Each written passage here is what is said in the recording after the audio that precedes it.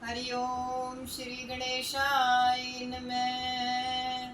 बोल श्री कृष्ण भगवान की जय। ओम नमो भगवते वासुदेवाय।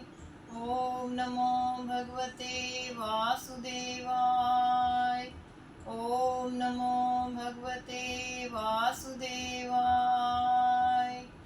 बोल श्री कृष्ण भगवान की जय। बोल श्री सुखदेव जी महाराज की जय। श्रीमद् भागवत महापुराण चौथा स्कंद 26वां और 27वां अध्याय। नृपति पुरंजन बन गए, मृगया हित ते ही काल। रानी जिम क्रोधित भई, सो वर्ण सब हाल। सियावर राम जय जय राम, राधावर श्याम जय जय श्याम।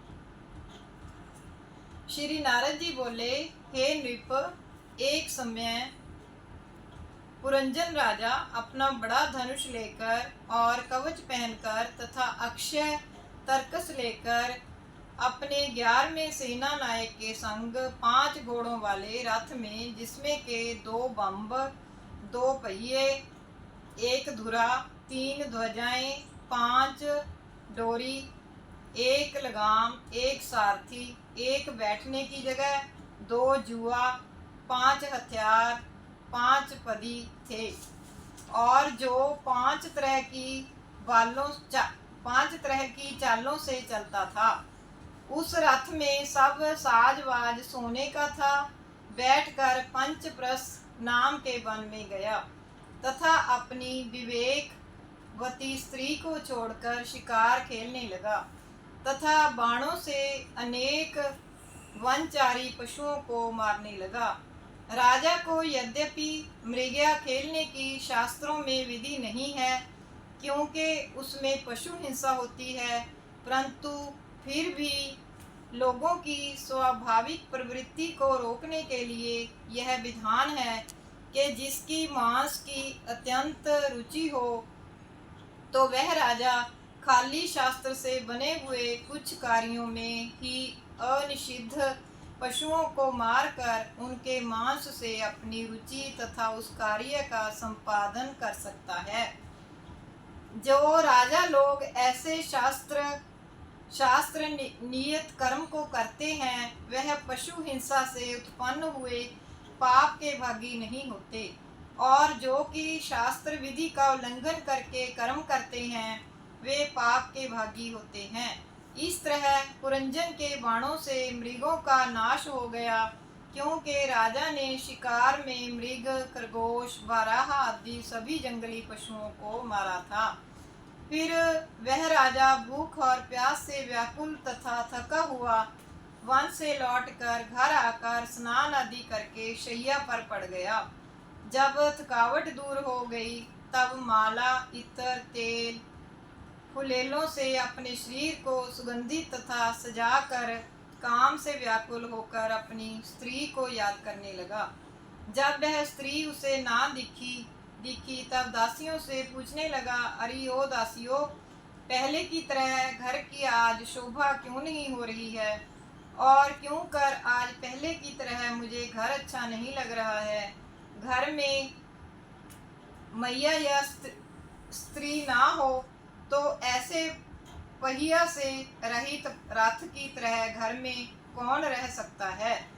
और दूसरे, जो स्त्री मुझे दुखों के समुद्र से उबारती थी, वह मेरी पत्नी कहाँ है। यह सुनकर दासियां बोली, हे नरनाथ, आपकी पटरानी जी कुछ कर रही हैं, हम नहीं जानती, वे जमीन पर पड़ी हुई हैं, आप स्वयं देख लीजिए। नारद जी बोले, स्त्री के संग के कारण उसका ज्ञान तो सब जाता ही रहा था। अब राजा अपनी पटरानी को, जो धरती में लौट रही थी, देखकर बड़ा व्याकुल हुआ और उसे समझा बुझाकर उसके पैरों में पड़कर गोद में बैठाकर बोला।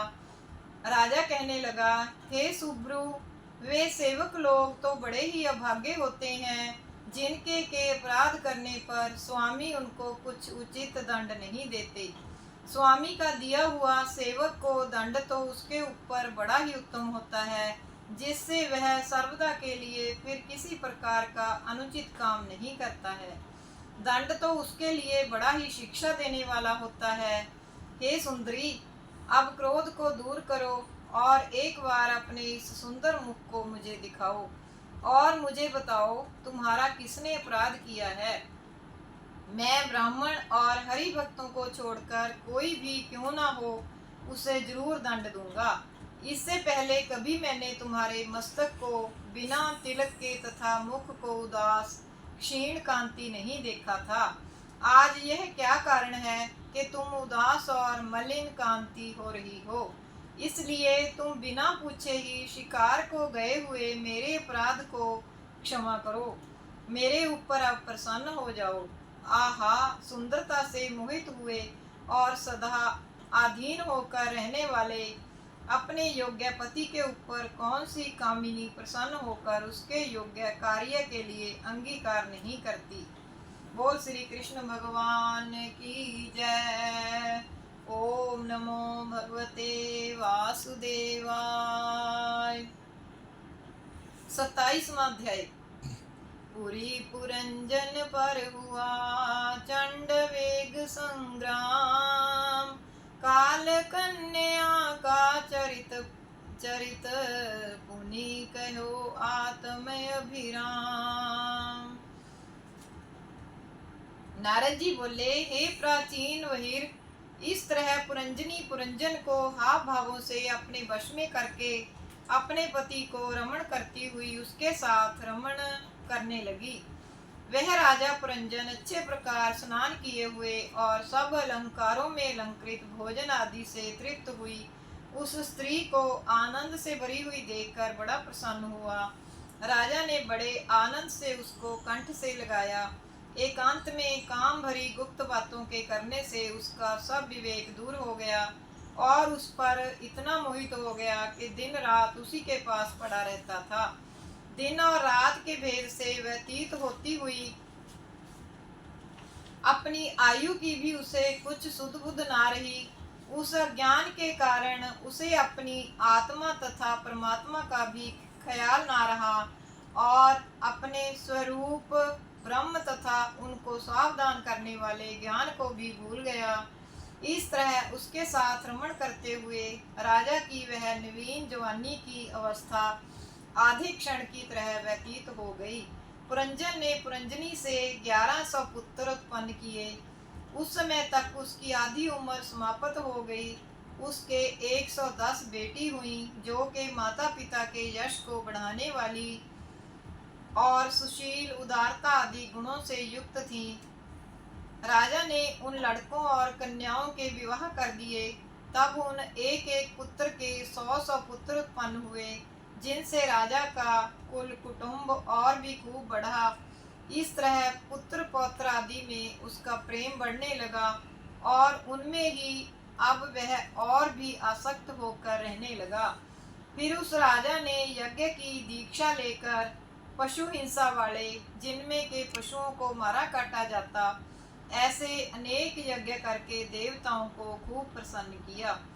इस तरह कुटुंब में फंसे हुए मोह वाले उस पुरंजन को अब बुढ़ापे ने आकर घेर लिया। हे नृप, चंडवेग नाम का गंधर्वों का राजा था। उसके 360 गंधर्व सेवक थे और उतने ही अर्थात 360 सफेद और काले रंग की गंधर्वनियां थीं। इस प्रकार उस चंडवेग ने 720 संख्या के अपने अनुचरों के सहित पुरंजन की नगरी को लूटना प्रारंभ किया। तब पुरंजन की नगरी की रक्षा करने वाला 5 फन का महासर्प 100 वर्ष तक उन सब के साथ घोर युद्ध करता रहा।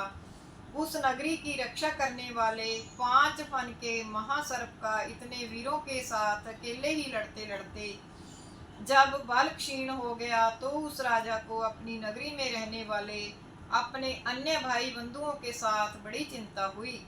अब तक तो वह राजा अपने पार्षदों के द्वारा लाई हुई भेंट को ग्रहण करता हुआ स्त्री के वशीभूत होकर मस्त होकर पड़ा रहता था। इस आने वाली विपत्ति का पता नहीं था। हे राजन, इतने में ही काल की कोई कन्या अपने लिए वर को खोजती हुई त्रिलोकी में घूमती रही, परंतु उसको कोई भी स्वीकार नहीं करता था। वह काल कन्या अपने दुर्भाग्य से तीनों लोकों में दुर्भगा नाम से प्रसिद्ध हो रही थी। एक समय रास्ते में जाते हुए मुझे देखकर उसने मुझसे अपने को स्वीकार करने के लिए कहा। तब मैंने उससे वर्ण करने को निषेध कर दिया। तब वह बड़ी गुस्सा हुई और मुझे उसने शाप दिया कि हे मुनि जी, तुम एक जगह कहीं भी ना ठहर सकोगे। तब मेरे बताने पर उसने यवनराज मय नाम को अपना पति बना लिया और कहने लगी कि हे यवनराज, आपको मैं अपना पति बनाना चाहती हूँ। मुझे आप जरूर ही स्वीकार कर कृतार्थ करेंगे, क्योंकि आप में किया हुआ प्राणियों का संकल्प कभी नष्ट नहीं होता है। जो मनुष्य याचना करने वाले को दान नहीं देता अथवा दिए हुए दान को ग्रहण नहीं करता है, वे दोनों पुरुष बड़े ही शोच करने योग्य होते हैं। इसलिए मैं आपके पास आपको पति बनाने की याचना से उपस्थित हुई हूँ। अतः मेरे ऊपर अवश्य कृपा करिए और मुझे स्वीकार करिए। वह उस काल कन्या के ऐसे वचन सुनकर मंद मुस्कान करता हुआ उससे बोला, हे काल कन्या, मैंने योग दृष्टि से देख लिया है कि तुमको कोई नहीं चाहता है, क्योंकि तुम सबका अकल्याण करती हो। खैर, अब तुम्हारे रहने को यह सारा संसार ही मैंने ठीक निश्चय कर लिया है। अब तुम मेरी सेना लेकर जाओ, प्रजा का नाश करो। यह प्रज्वार मेरा भाई है और तुम मेरी बहन बन जाओ। मैं प्रज्वार और तुम्हारे साथ लक्षित होता हुआ संसार में विचरता रहूंगा। बोल श्री कृष्ण भगवान की जय। श्री कृष्ण गोविंद हरे मुरारे, हे नाथ नारायण वासुदेव। श्री कृष्ण गोविंद हरे मुरारे, हे नाथ नारायण वासुदेव। श्री कृष्ण गोविंद हरे मुरारे, हे नाथ नारायण वासुदेव। अच्युतं केशवं राम नारायणं, कृष्ण दामोदरं वासुदेवं हरिं, श्रीधरं माधवं गोपिका वल्लभं, जानकी नायकं श्री रामचंद्रं भजे। बोल श्री कृष्ण भगवान की जय। ओम नमो भगवते वासुदेवाय। ओम नमो भगवते वासुदेवाय। ओम नमो भगवते वासुदेवाय। बोल श्री कृष्ण भगवान की जय। बोल श्री सुखदेव जी भगवान